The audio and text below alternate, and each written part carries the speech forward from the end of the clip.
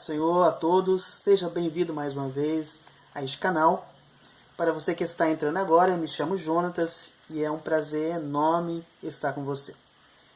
Antes de assistir o vídeo, não deixe de deixar aí o seu like e compartilhe também este vídeo para que outras pessoas também possam ser abençoadas através dessa mensagem. Eu gostaria de estar deixando hoje com vocês uma palavra de Deus baseado no tema a salvação. Eu sei que é um assunto que está dentro do contexto da teologia sistemática, né? A soteriologia, que é o estudo da salvação. E eu gostaria de estar começando hoje, já que é um assunto longo, em vários pontos, eu gostaria de estar postando mensagens curtas, uma série de mensagens curtas dentro deste assunto, para que você possa enriquecer ainda mais o seu conhecimento a respeito desta obra maravilhosa que é a nossa salvação. E para começar, eu gostaria de estar me embasando na carta de Paulo aos Efésios, no capítulo 2, no verso de número 5. Carta de Paulo à igreja de Éfeso, capítulo 2, no verso de número 5, que está registrado assim: estando nós ainda mortos em nossas ofensas, nos vivificou juntamente com Cristo, pela graça sois salvos. Bem? Nós temos que entender uma coisa, que a salvação é mérito unicamente de Deus, pois o homem era incapaz, a humanidade era incapaz de se auto-justificar ou de se auto-salvar, uma vez que todos nós, assim como bem escreveu o salmista no Salmo de número 40, todos nós estávamos dentro de um lago horrível, um charco de lodo. Todos nós estávamos amarrados pelos nossos pecados e diante de Deus, todos nós estávamos na condição de culpados. E mesmo tendo as nossas obras, nossos atos de justiça, boas obras, todas essas boas ações, atos de bondade para Deus, como bem disse Isaías, todos nós éramos como o imundo e todos os nossos atos de justiça como trapos de imundícia, como está registrado em Isaías, no capítulo de número 64, verso de número 6. Todos nós, então, pecamos, toda a humanidade pecou e por isso estava numa condição de inimizade diante de Deus. Era como se todos nós estivéssemos na mira de um Deus irado, como pregou Jonathan Edwards no seu sermão conhecido, Pecadores na mão de um Deus irado. É exatamente isso que o salmista nos diz no Salmo de número 7, Salmo de número 7 e os versos de número 11 e 12. O salmista nos diz que o Senhor é um justo juiz, é um juiz que se ira todos os dias. Deus é um justo juiz, um Deus que se ira todos os dias. O verso de número 12: se o homem não se converter, Deus afiará sua espada, já tem armado seu arco e está aparelhado. Sim, você pode estar se perguntando, mas Deus é bom. Isso mesmo, não há dúvida de que Deus é bom. Deus é imensamente bom. Ele na verdade, podemos dizer que, como o próprio jovem de boa qualidade disse, Deus é bom. E isso é verdade. O Senhor é bom. Como o Senhor Jesus disse ao jovem, na verdade, porque me chamas bom, bom é Deus. E de fato, Deus é bom. Mas dizer que Deus é bom não quer dizer que Deus, por ser bom, não irá tratar com justiça os nossos pecados. Deus não faz vista grossa aos nossos pecados, até porque os nossos pecados para Deus é uma ofensa. Os nossos pecados são como ofensa à santidade de Deus. Deus, ele, por mais que ame o pecador, por mais que Deus ame o homem, Deus não suporta a iniquidade. Isaías disse que as nossas iniquidades fazem separação entre nós e o nosso Deus. Deus não pode contemplar a iniquidade, porque Deus é um Deus justo. E por ser justo, Deus ele se ira, né? Deus abomina o pecado. Sendo assim, uma vez que o homem pecou, o homem estava na mira de Deus, né? Na mira de um Deus irado, um Deus que estava pronto para punir o homem, já que o salário do pecado, como Paulo disse, né? A recompensa pelo pecado é a morte. Então, toda a humanidade, como bem disse o salmista, estava diante de um Deus irado, posto que, como o salmista diz, não havia um justo, nenhum sequer. Todos pecaram, todos se extraviaram e se fizeram inúteis, se fizeram inúteis diante de Deus, né? Não havia um justo sequer. Então, não havia então condição alguma de o homem se salvar, uma vez que tudo que ele fizesse, por mais que ele se esforçasse, isso era inútil diante de Deus. O que fazer então? Porém, a Bíblia diz, no livro de Abacuque, Abacuque no capítulo de número 3, no versículo de número 2, está escrito assim: na ira, lembra-te da misericórdia. Essa é uma parte da oração de Abacuque. E foi exatamente isso o que Deus fez. Na ira, Deus lembrou-se da misericórdia. O salmista disse assim que justiça e juízo são as bases do trono de Deus, e adiante dos seus olhos vai a misericórdia. E é por causa das misericórdias de Deus que eu e vocês estamos de pé. É por causa da sua misericórdia que nós não fomos destruídos. Deus nos alcançou com a sua misericórdia e nos demonstrou o seu amor, muito embora nós não merecíamos, né? Paulo diz aos Romanos: nisso Deus prova o seu amor para conosco, em que Cristo morreu por nós, sendo nós ainda pecadores. Na sua ira, Deus nos proveu por sua misericórdia um escape.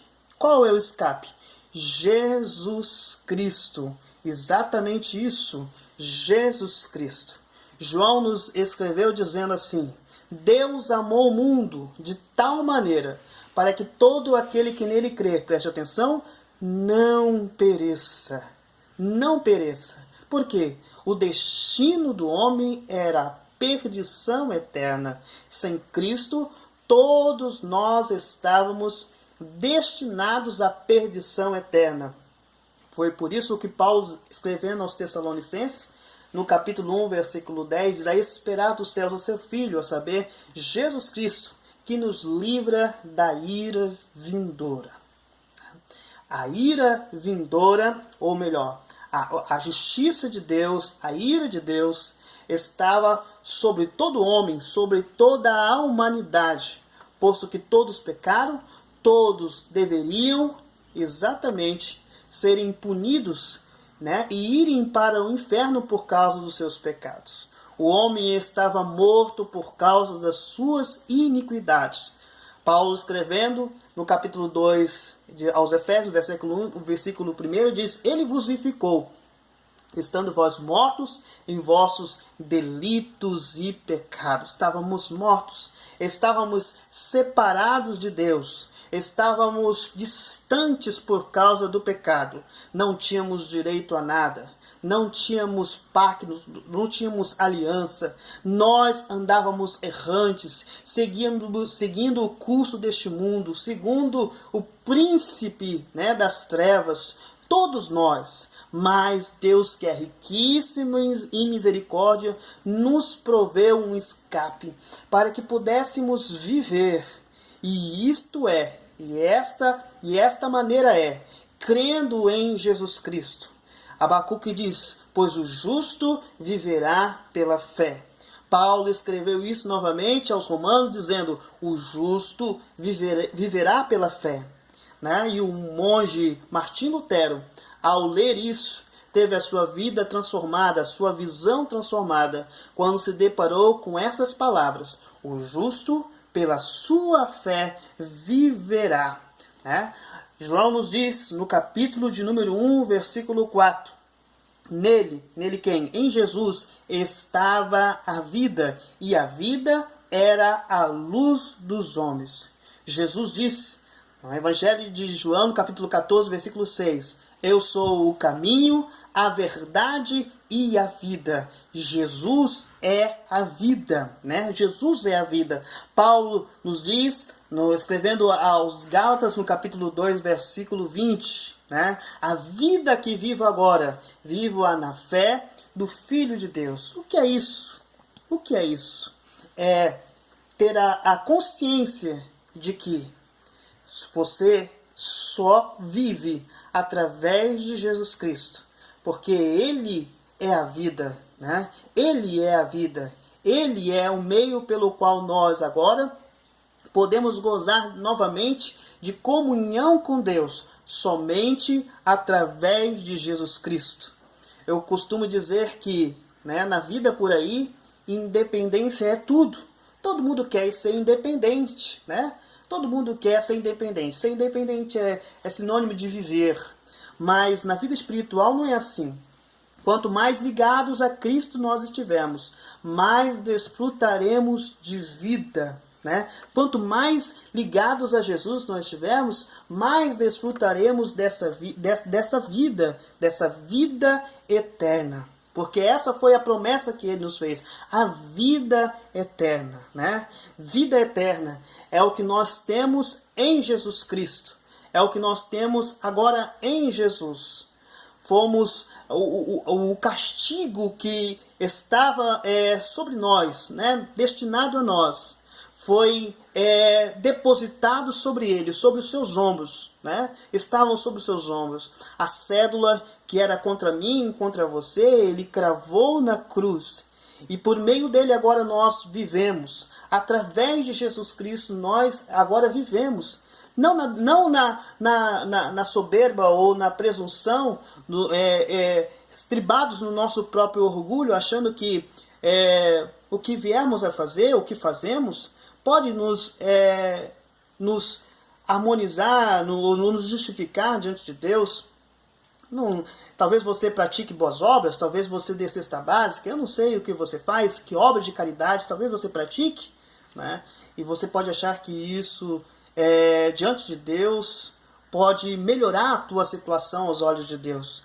Mas você está enganado, pois sem Jesus Cristo, como já disse, não importa o que você faça, você ainda está diante de um Deus irado, diante de Deus que tem já preparado o seu arco, já tem desembainhado a sua espada. Né? O escritor aos Hebreus nos diz assim, que se a mensagem transmitida ou pregada, transmitida pelos anjos, trouxe justa punição àqueles que a negligenciaram, como escaparemos nós, se não atentarmos para uma tão grande salvação? Essa salvação nos foi concedida através de Jesus Cristo. Ele veio para que nós tivéssemos vida. Você quer viver? Você quer viver eternamente? Saiba que isso é possível, sim. É possível através de Jesus Cristo. Jesus disse, aquele que crê em mim, ainda que esteja morto, viverá. E aquele que vive e crê em mim, nunca morrerá. Você crê nisso? Você acredita nisso? Sim, em Jesus, nós podemos gozar de vida eterna. Por mais que, né, as circunstâncias, nós sabemos que nós aqui temos um tempo determinado. Não sei quantos anos você tem. Não sei quanto tempo você já viveu. Tampouco sei ainda quanto tempo você vai viver. Não sei. Talvez 5, talvez 10, talvez 15, talvez 30, talvez 40 anos ainda. Não sei. Eu não sei também, quanto a mim, ainda quanto tempo tenho de vida. Uma coisa eu sei. E sei também que todos aqueles que estão em Cristo nunca, nunca morrerão. Jamais. A morte não tem poder algum sobre nós. Você não entendeu? Sim, a morte não tem poder sobre aquele que crê em Jesus. Sim, Porque ainda que o nosso corpo mortal, essa matéria, se corrompa com os dias, envelheçamos, né? Nós com o tempo vamos cada vez mais, né, sentindo o peso do tempo. Mas a verdade é que ainda que o nosso homem exterior se corrompa, o interior, contudo, se renova dia após dia. Sim, fomos vivificados no nosso homem interior e ele vive para sempre, porque Jesus disse: aquele que crê em mim, como diz as Escrituras, rios de águas vivas correrão do seu ventre, águas que saltam para a vida eterna. Você pode viver para sempre. Sim, em Jesus Cristo. Em Jesus Cristo, você está livre de algo muito pior do que essa pandemia e tudo isso que nós estamos aí vivendo, que tem trazido tanto temor e pavor às pessoas. As pessoas estão assustadas, mas eu quero dizer uma coisa para você. Eu não quero te assustar, mas devo dizer para você que a Bíblia diz, porque a Bíblia diz, o mundo jaz no maligno. Devo dizer a você, crendo no que a Bíblia diz, que, infelizmente, coisas ainda piores irão acontecer, pois nós sabemos que os homens, por rejeitarem a luz e amando as trevas, colherão, infelizmente, os frutos, né? Os frutos das suas escolhas. Nós sabemos e cremos que ainda o mundo será abalado por coisas ainda piores. Mas devo dizer para você, nessa tarde, nessa noite, escapa-te por tua vida. Sim, creia em Jesus. Deposite a sua confiança nele. A vida que você vive hoje, vive-a pela fé no Filho de Deus. Dependa de Jesus. Acredite nele. Dependa dele. E você viverá eternamente. Fique com essa palavra e que Deus te abençoe. Um grande abraço.